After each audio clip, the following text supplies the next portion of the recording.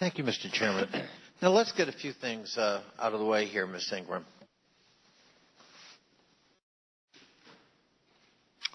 Have you ever read The Crucible by Arthur Miller?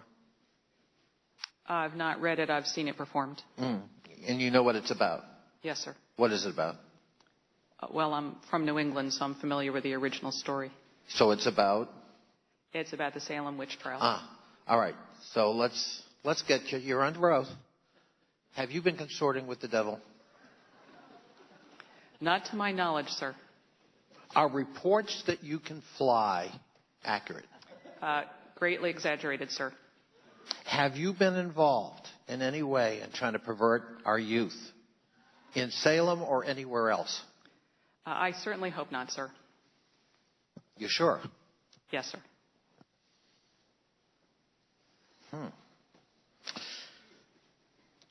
Well, all right. You received an award in the Bush administration for excellence in public service, the highest award, I think, for anyone in the IRS. Is that correct? It's the highest award given to members of the senior executive service. Did the devil have anything to do with that award? I was not part of either the nomination process or the awarding. I can't say, sir. We now know that the Bush administration manufactured evidence about weapons of mass destruction to justify the invasion of Iraq. Were you involved in that? Because you received an award from President Bush, so there's a connection.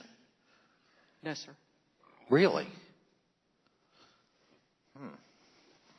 All right. If that's your testimony, Ms. Ingram. In your testimony, you said that the IRS is permitted to disclose tax return information to other federal agencies and state tax authorities to facilitate efficient tax administration.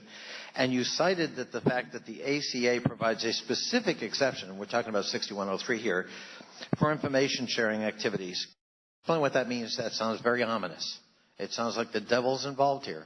So from time to time, Congress puts exceptions in the 6103 rule to permit, or in some places require us, to share tax data in narrow circumstances to forward some policy that Congress has in mind. As part of the ACA, there was an amendment made to 6103 to require us to share data upon request. For what purpose? For the purpose of the recipients using it to determine eligibility for the benefits of the marketplaces and Medicaid. So the recipient would be who? The White House, political operatives, the devil? Who is it?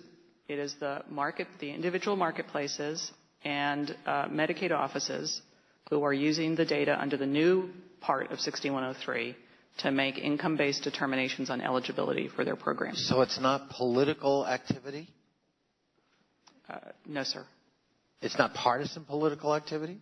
No, sir. We're required by statute. By statute? You mean we wrote it? Yes, sir. Oh. Ms. Ingram, I just want to say that at least on this side of the aisle, you are an esteemed public servant. We deeply appreciate the service you've provided to your country. We are glad that you've stepped up to try to make affordable care available to all Americans pursuant to the statute written by this Congress. And at least speaking for myself, I deeply regret the fact, going back to the Crucible, that you're going to be pilloried here today. And I very much appreciate, as a fellow New Englander, your sang-froid and your willingness to put up with it. But don't for a minute think that the pillorying to which you're going to be subjected speaks for all of us. It does not. And frankly, if the American people are watching, they're going to be ashamed of the treatment to which you're subjected.